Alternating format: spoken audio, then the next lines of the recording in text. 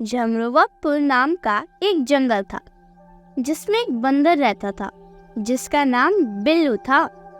बिल्लू का सबसे अच्छा दोस्त एक हाथी था। उस हाथी का नाम डंबो था। एक दिन बिल्लू पेड़ पर बैठा था, तभी दो पक्षी उसी पेड़ पर आए। वे दोनों आपस में बातें कर रहे थे कि थोड़ा आराम कर लेते हैं, फिर सागर के तरफ चलेंगे। सागर को पार करने में बहुत समय लगेगा। बिल्लू उनकी बातें सुन रहा था। बिल्लू को सागर सुनकर उसके बारे में जानने की इच्छा हुई। उसने उन पक्षियों से पूछा कि भाई, सागर क्या है? उन्होंने बोला, तुम सागर नहीं जानते? बिल्लू ने कहा, नहीं। पक्षियों ने बताया कि सागर बहुत बड़ा होता है जिसका कोई अंत ही नहीं है। चारों तरफ पानी ही पानी। हमें सागर को पार करने में बहुत दिन लग जाते हैं, इसलिए हम यहाँ आराम करने आए हैं। बिल्लू ने सोचा कि डंबो को सागर के बारे में बताता हूँ।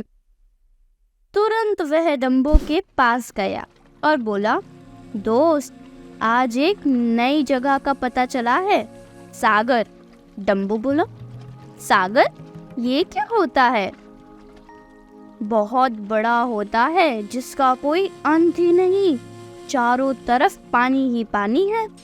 डंबो बहुत खुश होता है। वे दोनों सागर को देखने का निश्चय करते हैं। कुछ दिनों बाद वे दोनों सागर को देखने के लिए निकल पड़े। रास्ते में डंबो ने बिल्लू को बहुत सी बातें सिखाई, जैसे कि जंगल के फूलों और पौधों के बारे में। बिल्लू ने भी डंबो को अपने झूले पर झूलने में मदद की। दोनों को सागर की तलाश में यात्रा करते हुए कुछ कठिनाइयों का सामना करना पड़ा। एक बार एक गहरी नदी को पार करना था। बिल्लू को डर था कि वह पार नहीं कर सकेगा। डंबो ने बिल्लू को साहस दिया और उसकी मदद भी की। अपनी पीठ पर बैठाकर बिल्लू को नदी के पार ले गया। नदी पार करने के बाद उन दोनों को बहुत तेज भूख लगी।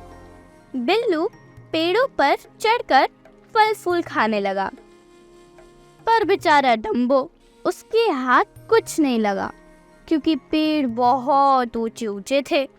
बिल्लू ने देखा तो उसने ऊपर से ही पत्ते फल फूल तोड़ तोड़ कर गिराने लगा। डंबो आराम से पेट भर कर खाया। वे एक दूसरे के साथ समझदारी से चलने का आनंद लेते थे और किसी भी कठिनाइयों को मिलकर पार करते थे। वे एक दूसरे को धन्यवाद कहते हैं क्योंकि उनकी आपसी सहायता से वे सागर के किनारे पहुँचे। वे दोनों बहुत खुश थे।